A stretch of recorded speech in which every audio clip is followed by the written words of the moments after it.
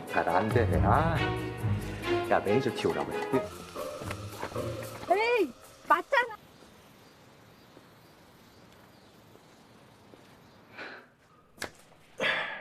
4대 1,000원. 4대 1,000원.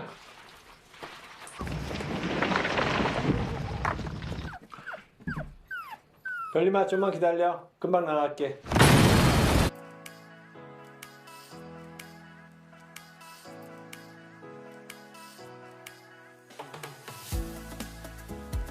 Hai guys, apa kabar hari ini? Sudah udut? Sudah makan? Sudah minum? Oke, kalau sudah kita ke ceritanya. Kalau belum, pergi dulu melakukan hal tersebut. Ini dia part 2-nya. Sebelum kita masuk ke videonya, saya mengingatkan kalau konten ini full spoiler. Alangkah baiknya kalian nonton filmnya terlebih dahulu. Oke, langsung saja ke alur ceritanya. Oh iya, lupa ke intronya dulu lah. Astaga, kamu nih.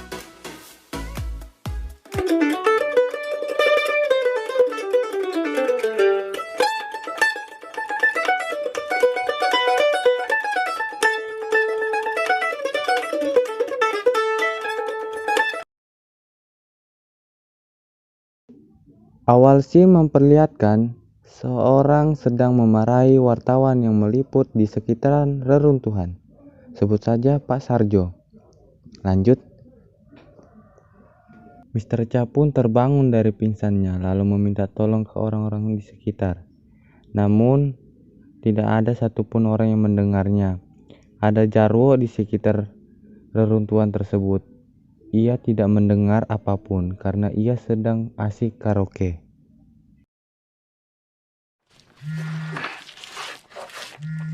HP Mr. Cha pun berbunyi, namun HP-nya rusak, hanya bisa dipakai jika ada orang yang menelpon.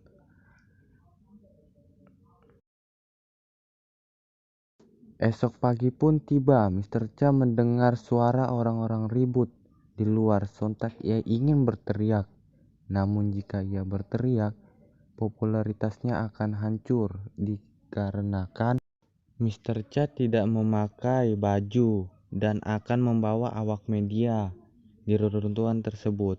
Ya siapa juga yang mau gitu kalau harus sorot kamera titiknya. Lanjut.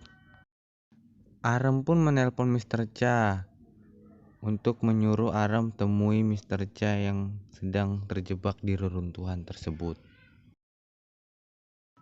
Sampai di lokasi, Arem terkejut melihat alat yang siap membersihkan reruntuhan, lalu mencoba menghentikan alat tersebut. Scene berganti, seorang wanita mencari kawannya yang tidak pulang semalam. Sontak Jarwo marah mengatakan, "Mengapa kalian masih berada di sekitaran sekolah?" Lalu wanita tersebut tidak mau tahu kawannya harus dicari, lalu ia mengecam, "Apa kau mau bertanggung jawab jika ia ada di sana?" kata si cewek itu. Sontak Jarwo, sebut saja Udin satunya, ketakutan dan segera menelpon tim SAR.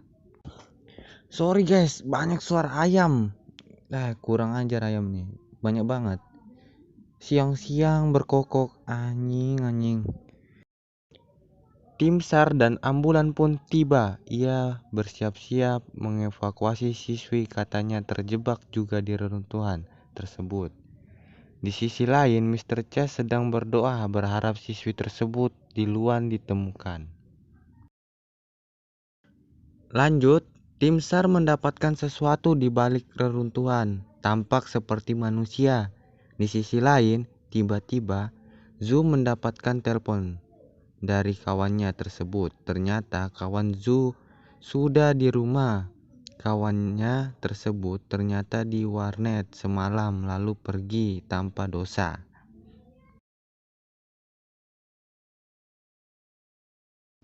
Dan kepala tim SAR menanyakan kepada anak buahnya, "Lalu siapa yang kau selamatkan?" Ternyata adalah patung. Akhirnya Arem pun lega. Aduh, banyak banget cobaan. Ada suara orang ribut, suara ayam berkokok, anjing siang-siang menggonggong.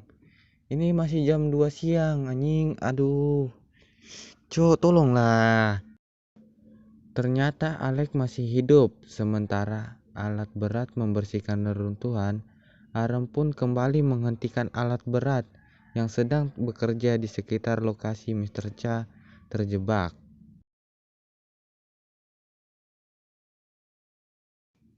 Aram pun mencari cara untuk memperlambat alat berat tersebut dengan cara berpura-pura seolah kehilangan cincin tersebut.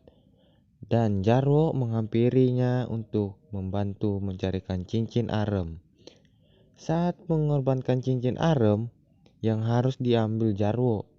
Untuk mengalihkan perhatian Jarwo yang mendengar ada seseorang di balik reruntuhan, kembali ke Mr. Cha yang sedang mengobrol dengan anjingnya yang ingin meninggalkan majikan. Sontak Mr. Cha pun marah dan Aram melihat Alex ke bukit. Alex ini mendatangi seseorang yaitu Pak Herman. Scene selanjutnya, Mr. Cha sedang menghayal makan enak yang dibuatkan istrinya. Ia menikmati makanan tersebut dan akhirnya ia terbangun menyadari ia memakan batu.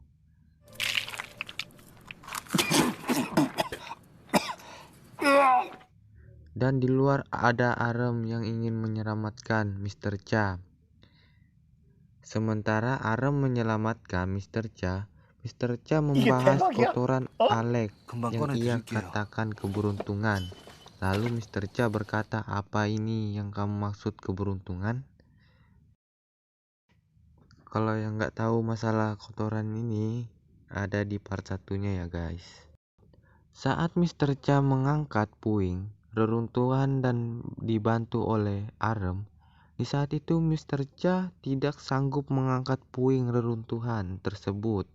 Lalu puing tersebut menimpa jari Mr. Cha. Sontak Mr. Cha meringis kesakitan. Di sela-sela penyelamatan, Aram kepergok oleh Jarwo dan bertanya, "Sedang apa kau di sini?" dengan wajah yang penuh emosi. Dan tiba-tiba datang Adit membawa bensin dengan raut wajah penuh kekecewaan, ingin membakar dirinya dikarenakan ia dituduh sebagai dalang runtuhnya gedung. Aram berusaha menenangkan Adit yang dengan penuh emosinya, karena di bawahnya terdapat Mr. Cha. Dan polisi pun datang ke lokasi untuk menyudahi keributan yang terjadi. Lalu dengan keadaan terpaksa, Mr. Cha harus diselamatkan oleh tim SAR. Esok pun tiba, tim SAR dan awak media sudah berkumpul di lokasi reruntuhan, yang menyarankan terjebaknya Cain Payo di reruntuhan. Kembali ke Mr. Cha, hari yang ia kira ini adalah hari keberuntungan, ternyata hari kesialannya, dan ia menguatkan dirinya harus disorot kamera yang tanpa busana. Yang menemukan ide untuk menutup titiknya dengan celana dalam wanita yang ia temukan waktu itu dan sekuat tenaga meraihnya.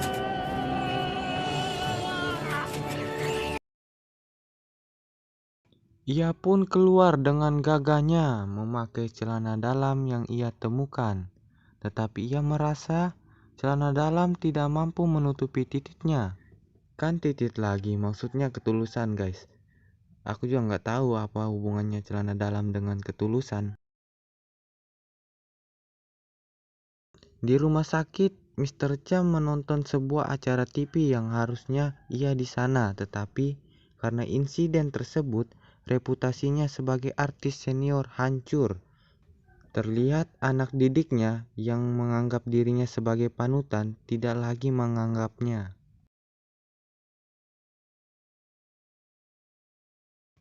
Scene berganti 6 bulan kemudian, Mr. Cha tampak seperti orang konyol dan gila. Film pun tamat.